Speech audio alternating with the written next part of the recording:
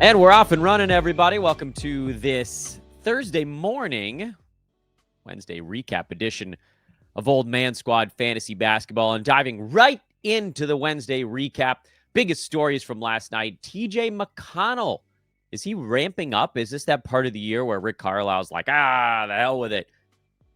Can we sell Tyler Hero for top 50 with as hot as he's been? It's Celtics Streamers Week, and they're going to crush for at least 2 more ball games. Giannis at the free throw line was a story yesterday, not in the good way, and even worse stories from yesterday. Both Los Angeles teams getting fully pantsed, just standing there, pants and underpants right around their ankles, privates flapping in the wind. Rough night to be an LA basketball fan, said the guy who lives in Los Angeles and is a basketball fan. I'm Dan Besbris. This is Old Man Squad Fantasy Basketball. You can find me on social media at Dan Besbris, DanBesbris. And I am on the brand new Blue Sky Network at Old Man Squad. What did you guys think about that? Let me know if you guys enjoyed the fact that I literally just dove straight into the quick hitter recap from yesterday. Every day I'm trying something new to see if I can kind of better the program. And if you guys like a certain thing, please let me know, because then it's something that I'll continue to do. And I really have no way to know if you guys like it other than whether you tell me or if like the show gets a lot of views or something. In any event, Bet Online continues to be the world's most trusted betting platform and your number one source for online betting. From the earliest odds to in-game live betting, Bet Online provides you with all the action and the ability to watch the games as they happen, with the largest selection of odds on everything from football to the NBA and college basketball to NHL to UFC. They've got it. So head to Bet Online today. And just now, this latest ad copy brings us this fresh new look. Don't forget to use the promo code BELIEVE, BLEAV, for your welcome bonus on your first deposit. Bet Online, the game starts here. Obviously, the core of today's show is going to be going over box score, so please take a moment to like, rate, and subscribe. Liking and subscribing. I mean, honestly, subscribing is the big one. Please hit that button. That's the biggie as we dive in here. Just a 6-game card to recap. I don't think this is going to be the world's longest show, and I actually think I'm going to be able to hold myself to that, where I often say it, and then I do like a 45-minute show anyway. Not today, friends, because we already had a hot and cold show that dropped this morning. That was sort of like the big one of the day. This one is the smaller one. Whatever. Anyway, let's get into it. I keep like thinking through what I'm saying here. Detroit lost in Boston. Boston was down a couple of players, but let's start on the Pistons side because they weren't down a couple of players. Jalen Duren, bad again. 5 points, 5 boards. It's just not happening. It's not happening this year for Duren. His defense is not very good.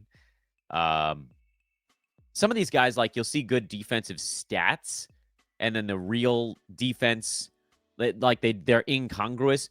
Jalen Duren doesn't play much real-life defense and also doesn't get defensive stats. And so you're seeing his minutes continue to get split between himself and Isaiah Stewart. And unless Duren makes massive in-season strides on actual defensive principles, this is how it's going to stay. He's going to be a 25-minute guy. Sell him on the next really big ball game. You got to do it. You have to abandon ship somehow. Malik Beasley got hot again. He had 6 3-pointers in this one, and everybody on Twitter was like, oh, gosh, why didn't I start Malik Beasley? Guys, I can tell you why you didn't start Malik Beasley. Because the previous ball game, he had one of the worst fantasy lines that anyone's posted all year. He's a one-trick pony. It's 3-pointers. And so if those aren't dropping, he's going to vanish, and it's going to be wildly bad. He had 4 points and 3 rebounds in the previous game on 2 out of 10 shooting. Otherwise, he's had 4 out of his last 5 games where he shot the ball really well. And so that can kind of cloud the judgment a little bit. Beasley goes on these heaters sometimes. He's on a 3-point shooting binge. There was one really bad game mixed in there. Otherwise, he's had like 8 or 9 pretty good ones, frankly. But when it crashes, it's going to crash hard. You guys know my stance on this. Every year, I'm like, oh, Dan, you got to soften your stance on just streaming guys that are hot. And then for Roto, I just can't do it. I'm a roto guy at my core. I'm a games cap guy. I just know the second I'm like, all right, fine, whatever, Malik Beasley, he's going to have 4 of those bad ones in a row. It's coming. He's outplaying Tim Hardaway Jr., but at a moment's notice, one of those guys could get cold and the other one could get hot, and their roles could flip-flop completely. We've seen it. Why am I so confident in this statement? We've seen it for both those guys, Hardaway and Beasley. We've seen it like 30 times in their career now, where they run hot, and then they run cold, and then they run hot, and then they run cold, and you chase it, and you're going to get burned. But if you want to do it, have at it. That's all you. It might work for a little bit. It might work for a medium bit. It might work for not at all. Because I honestly can't know. As much as I can know, I can't know the day that Malik Beasley's heater is just going to run out. I like what I'm seeing out of Tobias Harris last couple of ball games. This one in particular was particularly nice because he took 17 shots, actual real life bona fide usage rate. I don't know where the rebounds went. Oh, maybe it's because Boston didn't miss any shots. Pistons as an entire team only had 34 boards. I would like to see more rebounds out of Tobias, but again, it's sort of a beggars can't be choosers thing here on a really nice ball game where he was actually involved on offense regularly.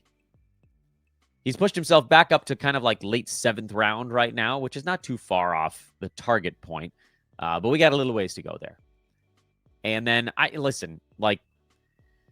say it every different type of way. I don't believe that Jaden Ivey is a 9-category fantasy player. You guys can argue that the 18 points is worthwhile. I just don't think it is. And I'll go to the mat on this particular topic where there's certain guys you can kind of make exceptions for. RJ Barrett is probably a guy you could make an exception for right now. He's number 143. His percentages are trash, and his turnovers are too high, and his steals and blocks are not very good. But 24 points, 6.5 boards, 6 assists. Those are needle-moving kind of counting stat numbers. I don't want RJ Barrett. Don't get this segment wrong. I want nothing to do with that dude because of how many things he's a negative in. RJ Barrett's number 143. Jaden Ivey is number 184. There isn't that much separating these guys. But the big thing for me is with someone like an RJ Barrett, you've got the positives are bigger and the negatives are bigger. The positives outweigh the negatives by a little bit. That's why he's 40 slots ahead. But remember, those guys between 140 and 180, there really isn't all that much separating them. But RJ Barrett is, 6 points ahead and a couple of rebounds and a couple of assists. And yes, he's doing more damage in free throws and turnovers. I think their field goal percent is almost a dead heat right now. Ivey's shooting worse, but at a lower volume. So it's kind of a similar impact. But that's where you can make the argument for someone like RJ Barrett over someone like Jaden Ivey. Ivey isn't good enough in the things he's good in to cover up the fact that he's actually not as bad in the things he's bad in. Now, both of these guys are worse in the things they're bad at than the things they're good at, which is why in Roto, you don't want anything to do with these dudes. They are 9-cat bad. But in head-to-head, you can make a different kind of argument for these guys. My stance, at least on today's show, and you guys know that most of the time when I sort of flippantly, as I'm going through a card, I'll say it quickly, and when I'm trying to move quickly, I'll say something like, oh, RJ Barrett, he's basically like a points league guy or like a couple of punt build kind of dude. You basically need to be punting. Well, what the hell is Barrett if you're punting turnovers? Does that get him inside the top 100 by itself? I think it's close.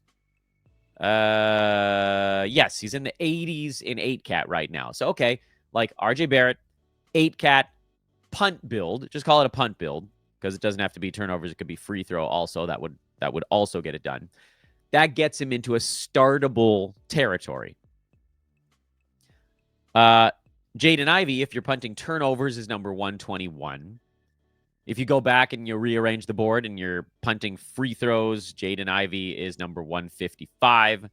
RJ Barrett is number 87. So again, that to me is the difference between those guys. And understanding how you get to that point is the math of the 9-category rank board.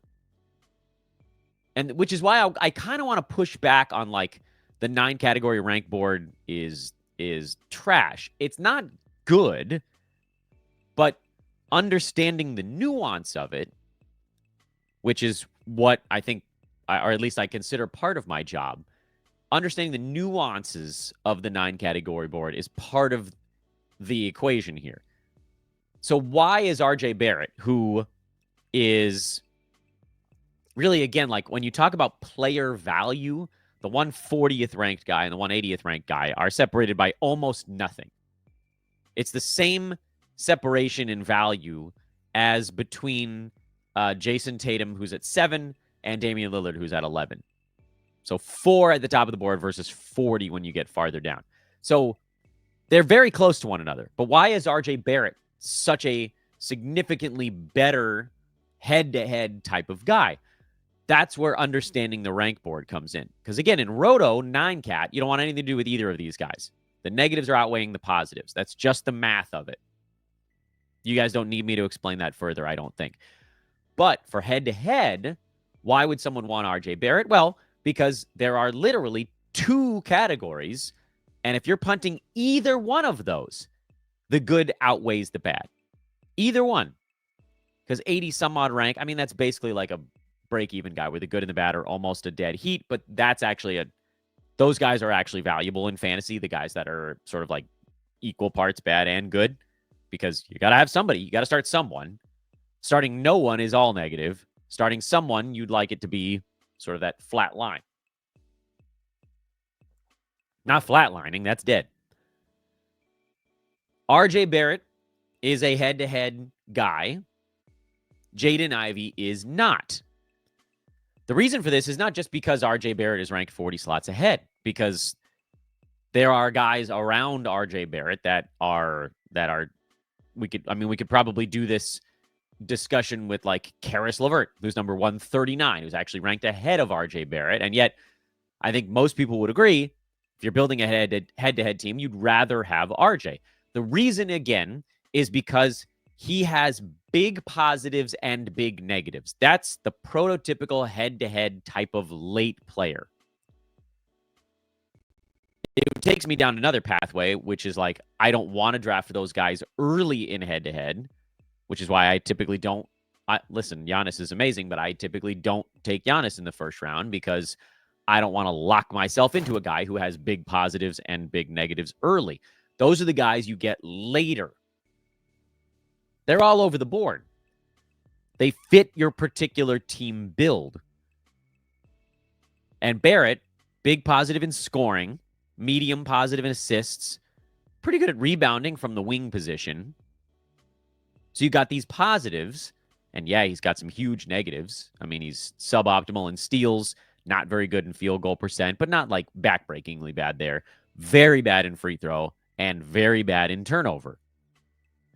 But again, you want the big positives with the big negatives because you just build a team where you're ignoring one of the 2 categories that he's not as good at, or frankly, quite bad at. And then, boom, he fits. Whereas with Jaden Ivey, who, like, across the board, when you just look at him, it's like, well, like, it doesn't hurt you in as many spots. Yeah, you'd rather he hurt you in more spots, but also help you in more spots. And for Ivey, he really doesn't have anything where he's significantly helping your basketball team. And that's why I just don't think he belongs on rosters. Forget, like, I mean, okay, fine. You could put him on a points league team because that's where you're basically punting both percentages and turnovers. And if you wipe out all of those, then the good outweighs the bad. But if you're only wiping out 1, it doesn't get you there. Even wiping out 2 doesn't even really get you there. Get you most of the way there. Such is our weird sojourn into the magical land. How did we even get to this? Oh, Jaden Ivey. All right, let's keep going. I said this was going to be a short show, and then I lied. The Celtics are Stream City right now. Kristaps Porzingis, Al Horford, we don't know what they're going to do in their upcoming back-to-back on Friday, Saturday. Drew Holiday is out, seemingly with a real injury. Jason Tatum is out. Might have been a rest game, but we don't really know. which opens up all these other things. Peyton Pritchard is having a monster week, which, by the way, it's a perfect time to sell on Pritchard because someone might see him go 5 great games in a row and say, yes, and then forget that the Celtics were resting like 2 guys in every one of these games. So just stay tuned to find out who's out tomorrow and who's out Saturday. Guys like Luke Cornett, Sam Hauser, Peyton Pritchard, who's in your lineup anyway. Al Horford might have an opportunity in there. Celtics Stream Week is a fun one, but you also can't really do anything a day in advance because we don't have the data on them yet. Indiana lost again. Pacers are a troubled lot right now. And I know they're down a few players, and I don't want to discount, what like Aaron Nesmith might actually mean to that team. But also, they've got their important guys, and it's been bad. They're 9-14, and I get it. Like, there are other teams out there that drive the media landscape a little bit harder. The Lakers and the Clippers both getting thumped is going to have a bigger media impact than the Pacers sucking again. But Indiana's now 2-11 on the road.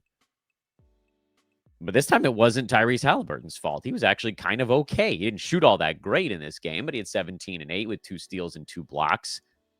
Was not a total disaster. They're just like the whole team goes to crap when they hit the road. Siakam wasn't very good in this one. But I thought maybe the biggest story of the night, and I don't want to bury the lead here, is that TJ McConnell played 28 minutes in this ball game. And you can see, there wasn't a whole lot of foul stuff going on for Indiana. I mean, Mathurin had 4, and his minutes were down a couple. And Miles Turner, that's generally where he's at. Siakam, Halliburton got the normal minutes. Quentin Jackson only played 8. That was kind of the big one there. But you kind of had to assume that the young dude wasn't going to stick forever. I'm picking up TJ McConnell. If you hadn't already, this to me, I know this wasn't a great game for him, 14, 2-2, but he has such a rare combination of fantasy ability to get assists, steals, and field goal percent. There's almost no one in the NBA that does that combo, which is why when he gets a little bit of extra opportunity, his value jumps fast. So I'm in. Get me some TJ McConnells right now. Let's see how this thing goes. Maybe he's going to get some more playing time. Maybe Indy's going to try some stuff. As far as the Nets go, this was like a, oh no, what have we done kind of win. They, Ben Simmons had 7, 7, and 9, but he only played 21 minutes. So as good of a ball game as it was, you can't go down that path because look what this season has wrought so far. He's number 156. And, okay, you could make the same argument as what we talked about with RJ Barrett. Like, is there enough good to outweigh the bad? Assists? Field goal percent? Is that enough to punt points, basically? Well, all right, you know what? Let's just do the math. Let's see if it actually is good enough on Ben Simmons. No, not quite. As I've said before, and I'll say it again, and a little bit was me eyeballing it. Now I actually ran the numbers. I need Ben Simmons to play about 2 more minutes than what he's averaging so far this year. He's averaging 24. I need him to 26, 27, and then you could make a punt points argument for him. If you're not punting points, you need him to play 30. That ain't happening. Cam Johnson just continues to rumble along, and then Dennis Schroeder was back, but he was also very, very bad. Nick Claxton was back and not that bad as they continue to this is epically slow, work his minutes up tiny bit by tiny bit. Oh, what do you do with Nick Claxton if you have him? I think you've got no choice but to just kind of sit on him. You could probably buy low, but only if the price is right. And then as far as the other guys go, yes, I said price is right, and yes, it made me want to go watch the game show. Shake Milton, Jalen Wilson, Daron Sharp, Keon Johnson, Trendon Watford. I don't care about any of these zombie Nets. I just can't bring myself to do it. Lakers got destroyed, absolutely destroyed by Miami. LeBron was better. Still had 5 turnovers because for some reason he can't pass this year. Or at least not without turning it over a bunch of times. He was really the only Laker to survive this complete, unmitigated disaster of a ball game. So I wouldn't read too much into it. I will, however, point out that Dalton Connect teams are now game planning for him. And so the Lakers have to come up with some other way to do it.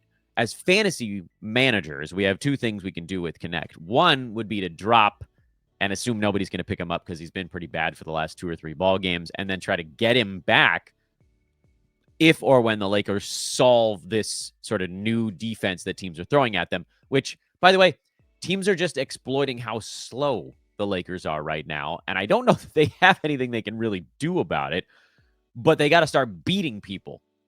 Someone's got to beat someone else somewhere.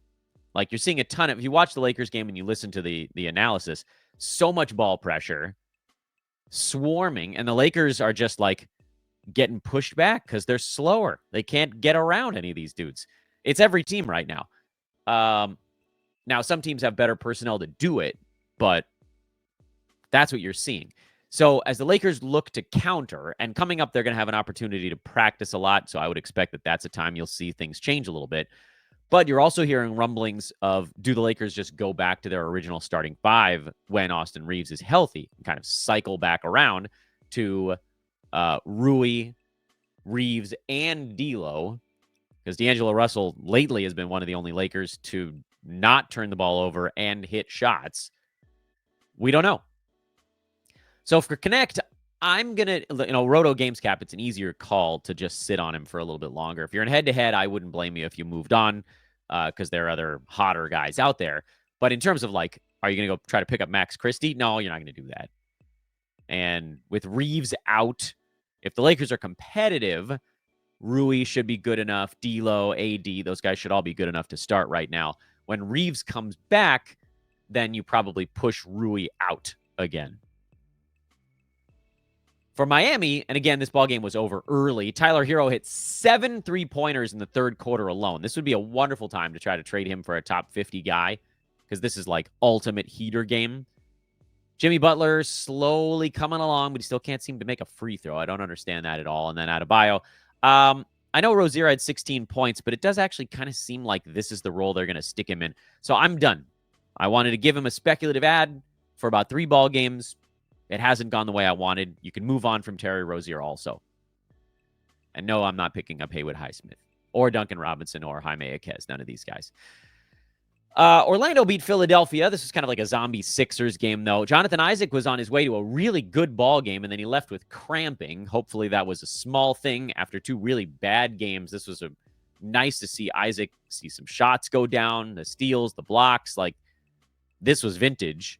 And leaving the ball game early was also vintage Jonathan Isaac, unfortunately. Goga, only 21 minutes here. The 3-center monster that's happening is troubling.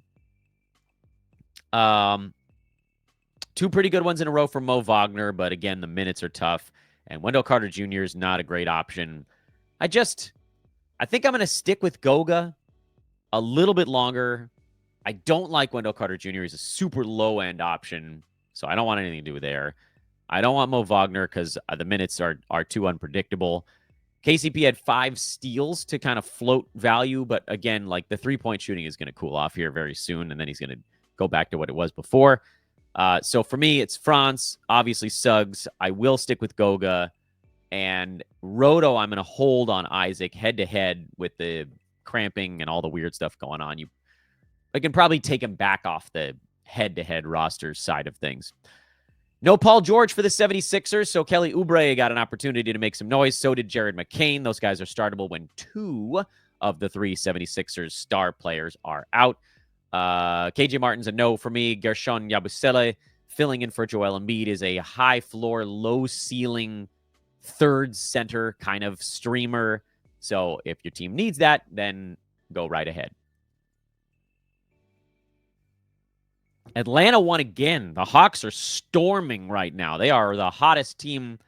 They might be the hottest team in the NBA right now, honestly, which is pretty crazy when you consider not just the way, like, what their offseason was. They traded away the guy that was supposed to be their second star, and they got Dyson Daniels, who's just locking people down left and right. And they've unleashed Jalen Johnson.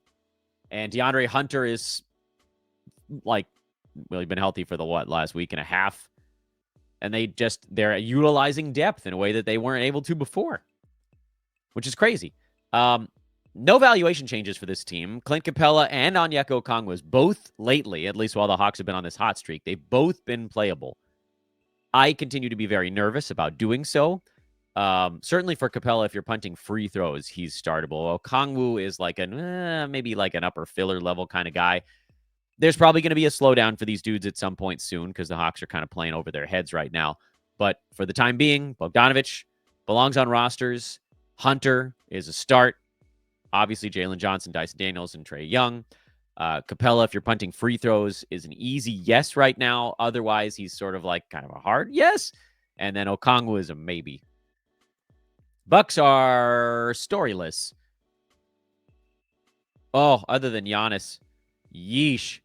26 free throws yesterday. That is... Oof. That's a damage doer. So Giannis's rank is back down to 59. Not that 33 points, 12 rebounds, 7 assists, and 1.3 blocks on game-changingly positive field goal percent isn't awesome. But man, that free throw number is rough. But this is another one of those times where you got to understand what the 9-category board means. It means that if you were drafting Giannis with the intention to be competitive in free throw shooting, you probably made a mistake. If you drafted Giannis with the intention to punt free throws, you did just fine. He's a punt free throw juggernaut. He's number 4 in all of fantasy basketball if you're punting free throws. You should be punting free throws. Might you accidentally win it in a given week? Yeah, you might accidentally win it in a given head-to-head week, but you certainly shouldn't expect to ever win it. If it happens, it's just this, oh, wow, how about that? That was fun.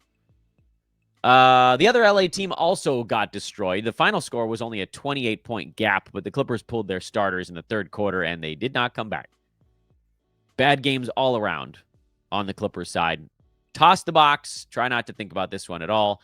For Minnesota, a handful of guys were able to put up some numbers before the game got out of hand. Rudy Gobert had a really nice, efficient ball game with a bunch of steals.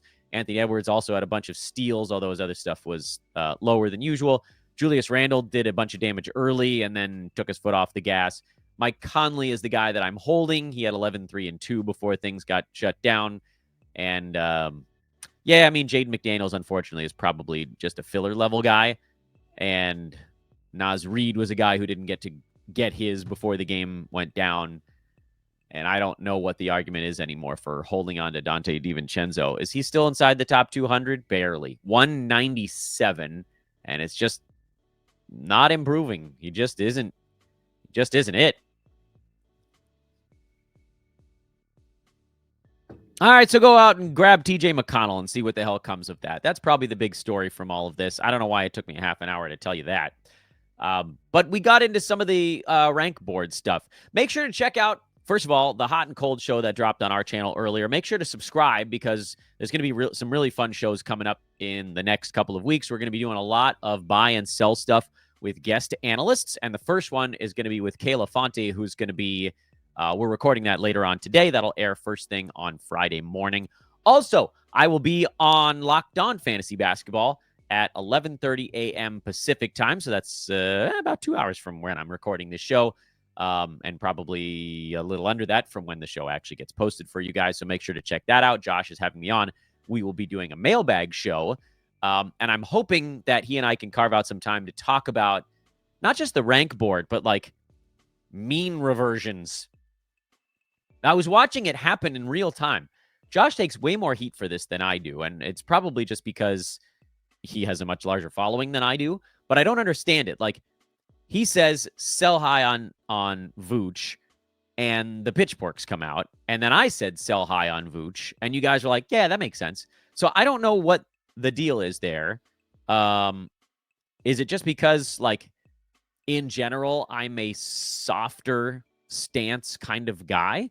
But hopefully he and I can get into that a little bit, because that's actually a spot where we agree wholeheartedly. I'm not talking about just Vooch in general, but this idea of, like, statistical regression. How long does it take? How can you exploit it?